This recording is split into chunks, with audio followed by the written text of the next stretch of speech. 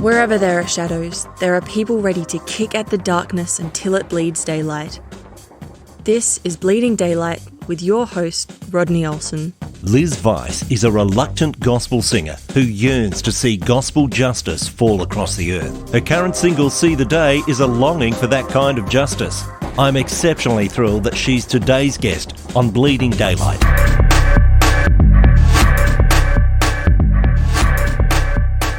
Some years ago, I discovered an album that quickly became a favourite of mine. I then started raving about my discovery to friends who began buying their own copies. That album was There's a Light, released back in 2012 by today's guest, Liz Weiss. The album was re-released in 2015 and climbed to number 6 on Billboard's top gospel albums and 13 on the R&B chart.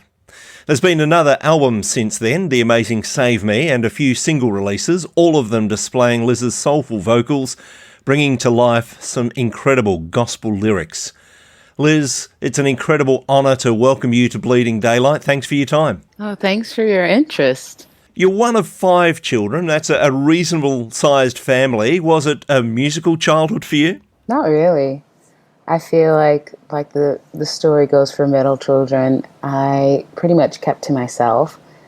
I would sing for hours in the basement or my bedroom, but my mom would sing throughout the house, but that slowly disappeared as working multiple jobs to raise 5 kids might cause one to stop singing at some point. But in my lineage, there is a lot of musical influences. My grandfather played the guitar and sang. My grandmother played the piano and sang. Well, my mom is from LA, and she was moving towards a career in being a jazz musician, but my grandmother was very old-fashioned. And according to my mom, she was offered a record deal, and my grandmother didn't really support it because she wanted my mom to be a wife and raise a family. And so my mom kind of let go of that dream to honor her mother. And then my dad, who I didn't really grow up with, was in a famous 70s and 80s band. And even though he wasn't a part of my life, the music just passed through somehow. Osmosis is what I would like to say, through the genes. So there was that influence all along, but at that stage it wasn't something that you really took up, apart from just singing around the home. Oh no, I was a shy kid, and I don't really remember that, but I've had people who knew me when I was in kindergarten or middle school that have since sent me messages saying, I never imagined the shy little girl would grow up to be singing on stage. Music was never, ever a part of my plan. I always wanted to be an actress, be in movies, be a movie star, mainly because I didn't see any characters that looked like me on screen. And so I wanted to be that for other little brown girls. But that's leads into a whole other story of health issues that kind of put a halt to being able to go to college for theater. You were moving towards that kind of a life, but as you say, your plans had to take a back seat when you hit your late teens. Tell me about the health issues that you faced. Yeah, so when I was 15, I was diagnosed with an autoimmune disease, and by the age of 19, I was on dialysis for kidney failure. And for 3.5 years, ups and downs, mostly downs with my health, including congestive heart failure, and becoming so ill from the process of dialysis that I was removed from the transplant list because I would have had to have a heart transplant as well. And so by the time I was 20, I kind of gave up on any dreams of ever going to school for theater or being an actress or anything in that realm, let alone thinking I'd actually live to graduate from a 4-year university. And my last year on dialysis, I don't know what happened. I started taking this medication for my heart, which is not the story of a lot of people that I met at the clinics when I would go for my dialysis sessions. A lot of people would pass away from the process or from the fear and would stop coming because it was so exhausting on the body. And I got my kidney transplant. And in that process, I had stayed in college the whole time. So I have like an Associate of Arts, Associate of Science, a certification in medical assisting. And I graduated with my certification in being a medical assistant because I was like, I think I could do a year-long program, even if I don't like live long enough to work in this degree, in this certification. I could at least be a voice to people who are in the hospital, who are losing hope. It's like, it feels like another life that I had. There are moments in my life today where I wish I was as strong as I was when I was actually on my deathbed. And so after I got my transplant, I went back to school a month later, which my doctors were not happy about.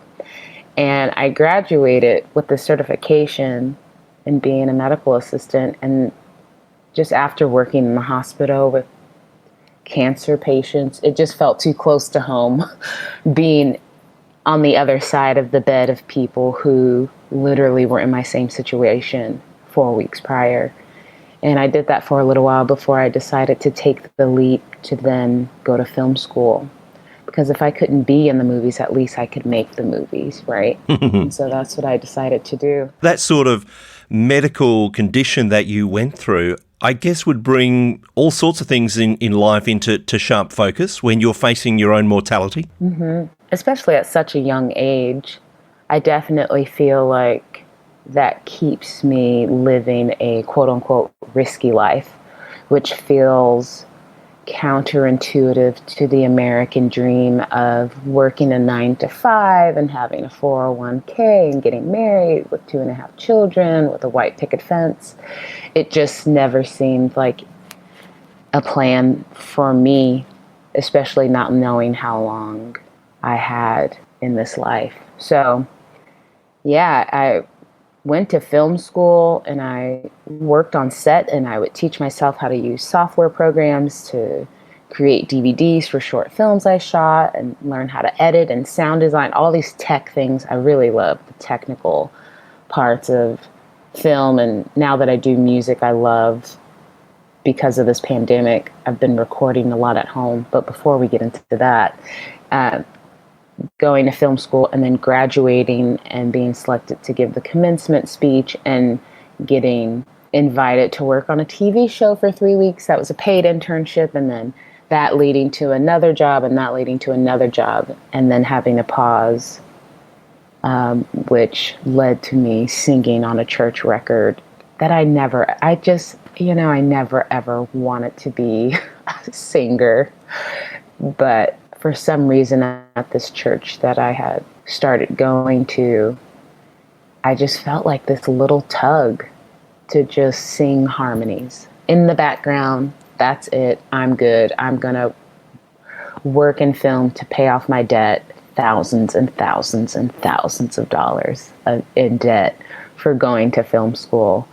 And then I would, live my happily filmmaking life. The struggle bus of being an artist. So that first entrance into music is really wanting to perhaps just sing harmonies, be in the background. And I guess that still shines through in your music, in that you're constantly collaborating with others. You're wanting others around you. You're not the typical front woman who just wants to say, I'm the singer. You're constantly bringing others into your music.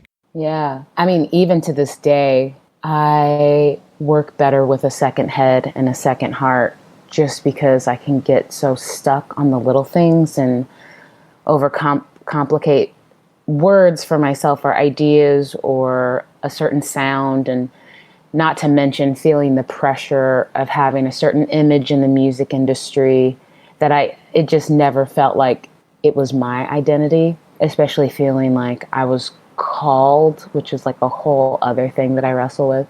So I started going to church at 14 years old, and for 6, 7, 10 years or so, it was a small church. We would sing out of hymn books. Sometimes we had a pianist. Sometimes the pianist wasn't the greatest player, but we would all sing with our voices, and you learn how to hear harmonies and you learn how to sing certain parts. Never knew how to read music, but would take music classes to get that extra credit in university. And then started going to another church because the church I was a part of was an older generation, and I just wanted to make sure there were young people who wanted to pursue a relationship with Jesus that were my age who also worked in the arts. I just needed to see that for myself. And this particular community sang songs that felt real and human and that transcended any kind of faith practices with the foundation of Jesus as the one who was the example of love for people. And I just would sing harmonies from the pew, and the tug got stronger and stronger. And then I was like, okay, then I'll just sing background vocals, which I remember going to audition to sing on the worship team, and I thought I was going to die. And Josh White said, okay, what's one of your favorite songs? I had practiced all these songs that I had learned from the hymn book, and he asked if I wanted to sing one of his songs that he would sing during a Sunday service, and I said yes. And it went from singing background vocals to, on Thursday night prayer, to singing a verse or two or leading a song on a Sunday evening. And I just did that for myself, for the Lord. It was never anything that I thought I would end up doing for the past almost 10 years now. So when was it that those people around you started to say, Liz, there's something more than a background vocalist in you? When did they start to call that out? Oh man, I remember that day like it was yesterday. My friend Joe, he was one of the worship leaders, and he really wanted women to kind of be seen in the forefront of church and leading songs. And so he asked if I would sing this song called Enfold Me. I did not want to do it.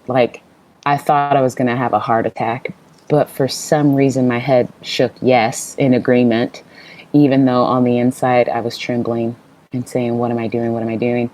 And I remember the moment I finally sang, I felt like the room emptied. I felt like, one, my pupils were getting smaller and smaller, so it was getting darker, like I was about to faint. And I just kept envisioning myself fainting off of stage into the front row.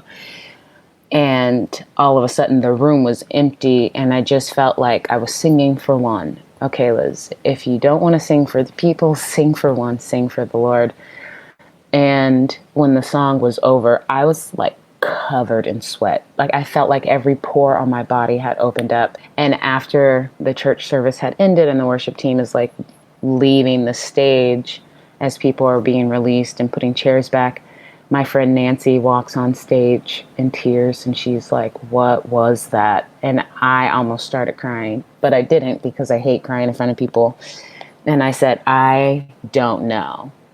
And every time I would lead a song at church, it felt like the whole room stood still. And I know this because one of the pastors told me this. He was like, when you started singing, no one got up. The whole room stood still. And then my friends started saying, maybe you should consider doing music. And then strangers started saying, I think there is a call over your life but you have a wall up, and I don't know what it's going to take for that wall to come down. And I had to start telling my friends, please stop telling me that music is my calling, because I don't want to do that. And anytime a sermon would be taught at church about calling, I was hoping that it would be a form of release, that I don't have to do music, that it could just be something I did on Sunday, and that was fine, and I could go and struggle and film, because I was still doing that, which is feast or famine. Until after working on a TV show, the pastor of the church asked if I wanted to sing on a church record, and he asked me to sing the song that I sang at church. That kind of started the whole movement of music, and people loved that song. They loved that track. And Josh, the pastor, would announce it the pulpit that he was going to make a record for me. We're going to make a record for Liz Weiss. Liz Weiss, Liz Weiss. We're going to make a record for Liz Weiss. And my name is so easy to remember that I just hated it when people would say, Liz Weiss, Liz Weiss, Liz Weiss. I just wanted to crawl up into a hole and hide. Yeah.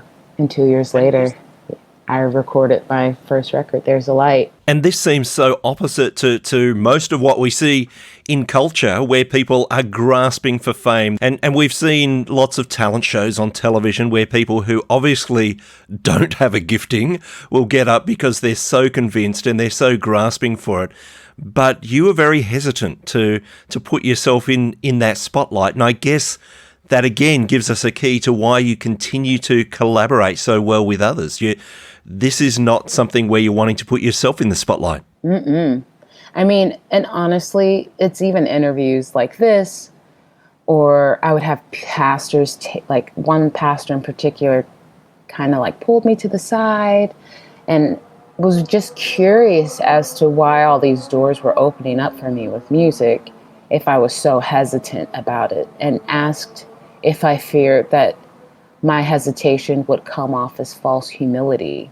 And so that was just another added insecurity that I could never be honest about my stage fright and my doubts as being an artist and my doubts as doing anything that I felt called to. And the life of an artist is not a secure life. It's a very risky life. Yeah, I mean, you do see all these talent shows. I know so many musicians where they love being on stage. They feel like they were made to be on stage. And I've never had that confidence. Oh yeah, that's me. That's how I feel. And so I can be pretty quiet about my music career. There are some people who have no idea what I do until someone else mentions that I'm a musician, because I just don't really talk about it, because I still struggle with this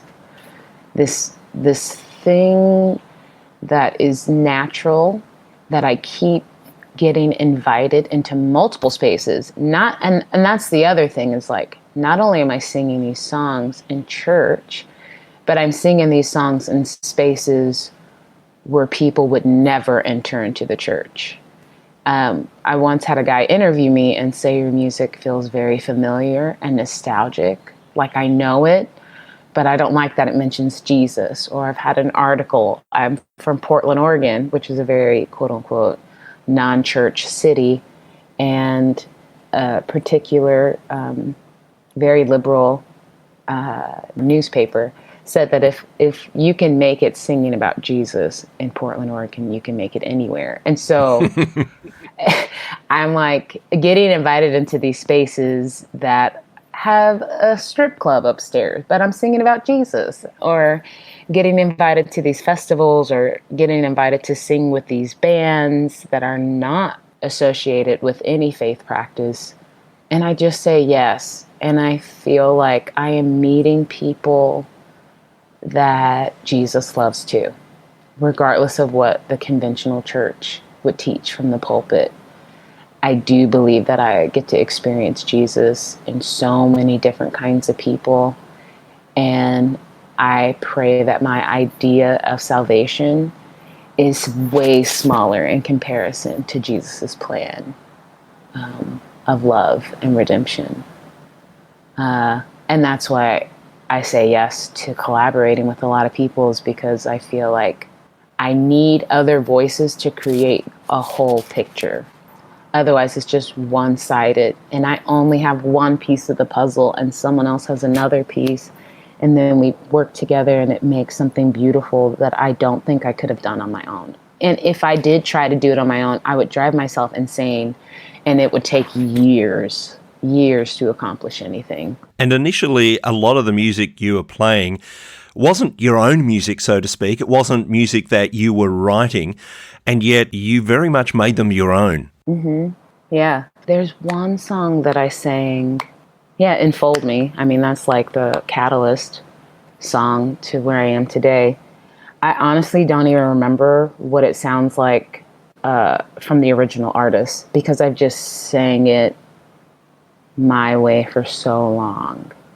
And And even moving into my second record, Save Me, those songs arose from being on tour and self-doubt and talking about health issues and rising up from dark nights of my soul and meeting other people and standing up for people that may not even believe the same things that I believe, but I believe that they are created beings, and they have just as right to be loved as I do,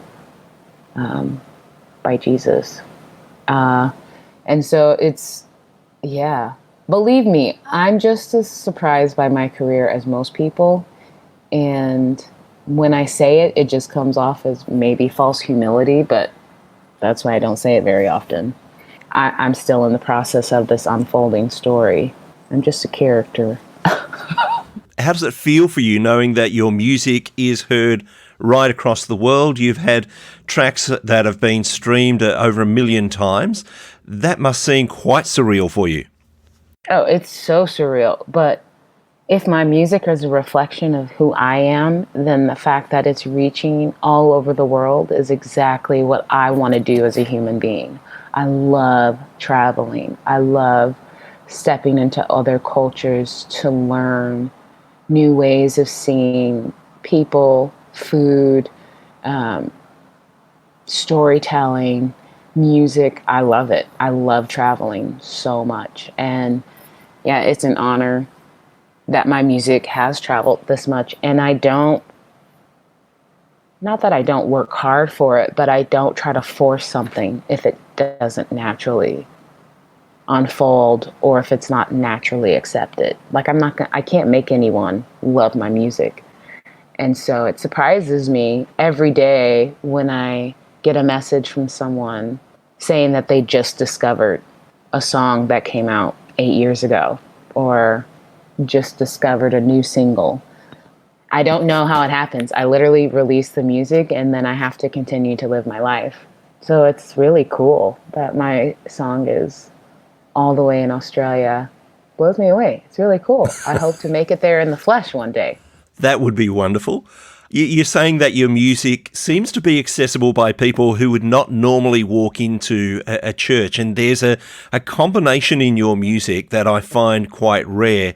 So, for instance, even going back to that first album, a song like Empty Me Out, where I've played that to so many people, and immediately they're drawn in by the music, even right from the intro. Then they hear your vocal, they're swept away with that.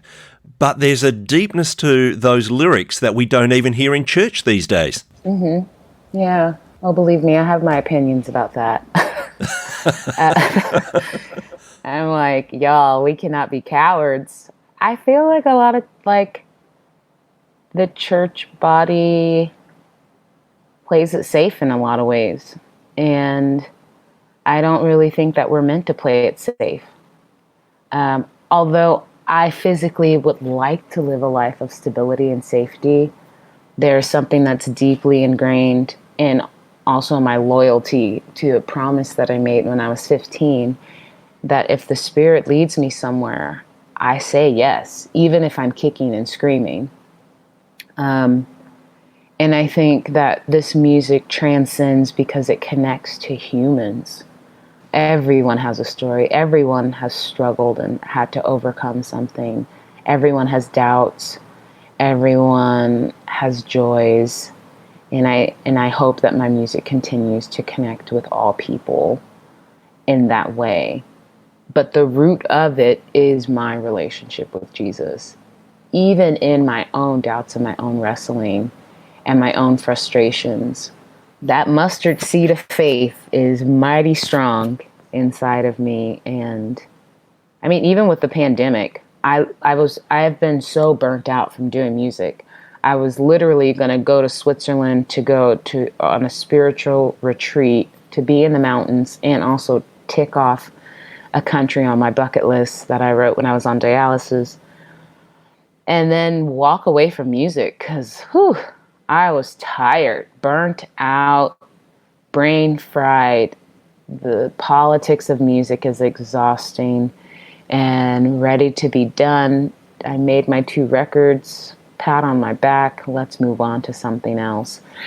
And even with a pause, I've been doing music nonstop, but it's different. There's no pressure to sell tickets. There's no pressure to convince people to listen to my music or to like me. And yeah, I am just in awe.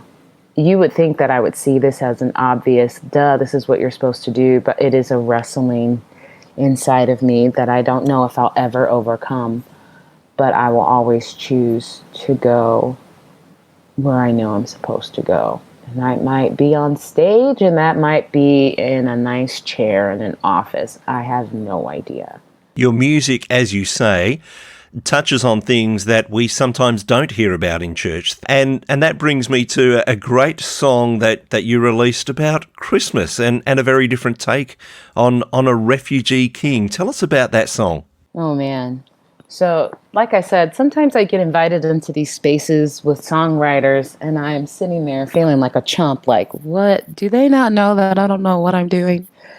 And we were challenged to rewrite Christmas songs that were more culturally accurate, because the birth of Jesus is pretty tragic. A lot of children were killed due to this prophecy that Herod was told that there was going to be a new king in town. And so just to tell the story of Jesus, literally with no agenda, it's just like cultural context. His parents had to leave their country to keep this baby safe. The strange thing about this story is that they left their home country to go into a place that their ancestors were once enslaved, and was a place of danger and torment and oppression, and that was where they found safety, right? And so you think about people coming to America to find safety and refuge and fulfill this so-called American dream that they've heard through the grapevine in their land, and they come here knowing that they will receive oppression because it's just a given. Your skin color is your portion in America, and it's going to be your curse here. That's just the foundation of America. But I didn't want to release that song with an agenda of, see, this is just like immigration. No, it is just the story of Jesus. No place for his parents, no country or tribe. And they ran and they ran and they ran.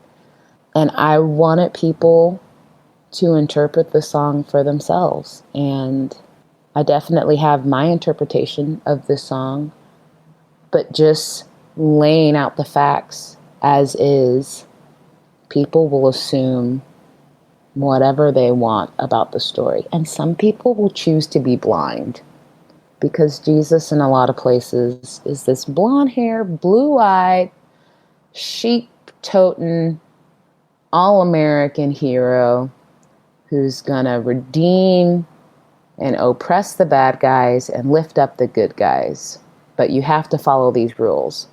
Where Jesus really is this country boy, this Jewish country boy from the sticks, who had been called a bastard child because they knew Joseph wasn't his real dad. I wonder if he didn't look like Joseph. He looked more like Mary. And they were poor, but he was smart as hell. And they're like, how does this 12-year-old know the scriptures so well? But no one wants to worship that Jesus.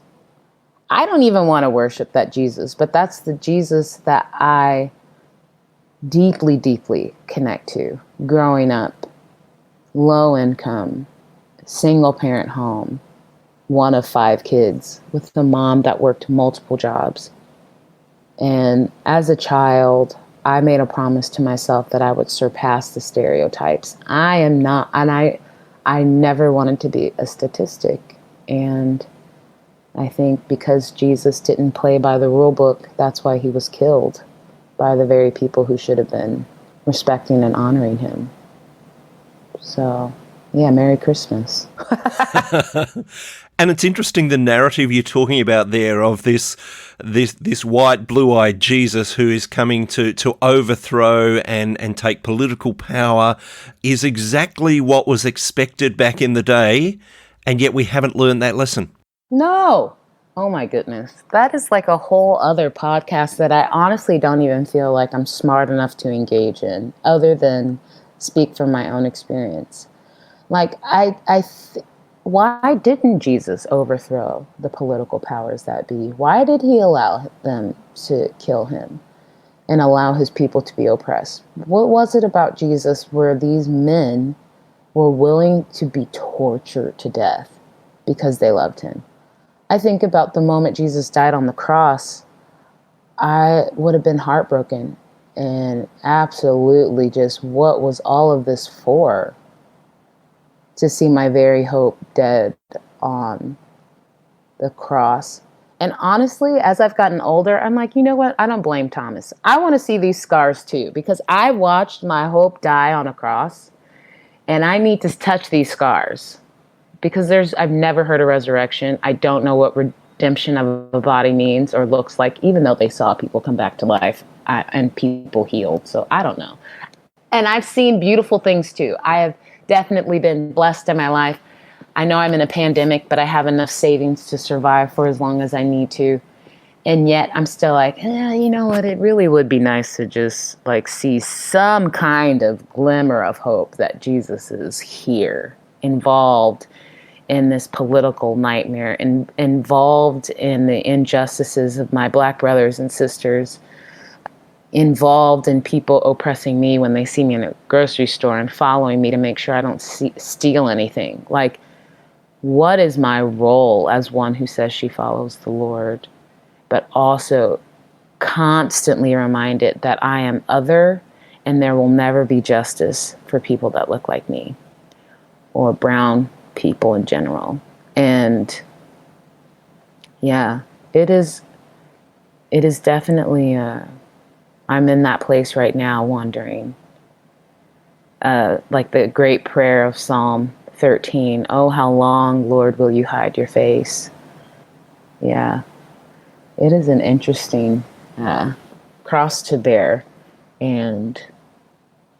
but it's so deep in me, like I'm not ready to throw in the towel on Jesus, just because I've also seen too much doing music and just in life. Hell, I'm a miracle right now that I'm alive. And I had a pastor remind me that if we were to truly live like Jesus, in essence, we would be crucified. So I don't think it's a lot to ask for justice and love, but it is. It is. Not only am I a Black person, I'm also a woman. So it's like, whoa, double portion, Lord, double portion. So even though you've almost come to music kicking and screaming, and you've done it against this sort of background of this cry of the heart for justice, it must thrill you in some way to know that your music is actually bringing people closer to Jesus, and not the cardboard cutout Jesus that we see presented so often, but the real Jesus, who he really is. Yes. I feel like it's easy for other people to see that, but I promise you, I've been so burnt out from this quote unquote call to sing these songs that create a space for all people to come together. Like, I remember the first show I ever played, a woman came up to me and said, you almost made me believe in Jesus. Or I've seen grown men cry at a bar saying, I haven't been to church in so long. Or I've had people ask me if my politics and my religious beliefs clash against one another because they didn't understand how I could be so kind to them. And I'm just like, Lord, what have we done? And I don't have any answers other than my own experience. And I don't always feel like I'm actually playing a role in advancing the kingdom. So it's people like you and people who send me messages every single day on social media that kind of give me an idea that maybe I'm a part of something that exemplifies Jesus, but I don't always feel it. Especially now, being isolated in an apartment, it's like, what is my role now? Like, is music enough? Are these songs enough? Me reposting things about injustices, is that enough? Is my story enough? I don't know. Well, Liz, it's absolutely a delight to chat to you. Thank you so much for taking so much time to sharing your heart, and that's really what you've done. Thank you so much for the music that you have produced so far, and we look forward to hearing a whole lot more from you. I know it's a struggle, but I'm hoping that you continue with that struggle, because it does a lot of good for people who are yearning to hear the realness of Jesus. So thank you for your time today. Yeah, thanks, Rodney. Thanks for your desire to hear what I have to say. I think that's the only way that I'll keep moving forward, is people being willing to hear. Thank you for listening to Bleeding Daylight. Please help us to shine more light into the darkness by sharing this episode with others. For further details and more episodes, please visit bleedingdaylight.net.